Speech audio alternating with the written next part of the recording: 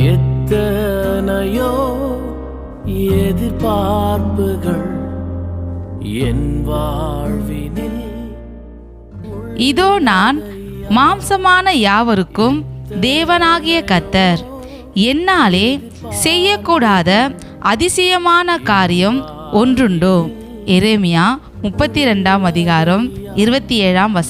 நினைப்பதற்கும் மேலாய் அதிகமாய் செய்யும் தேவன் நீரல்லவோ. என் வாழ்வின் குறைகளை நிறைவாக்கும் பரனே, நீரேன் அரும்பொருளே. நான் நினைப்பதற்கும் மேலாய் அதிகமாய் செய்யும் தேவன் நீரல்லவோ.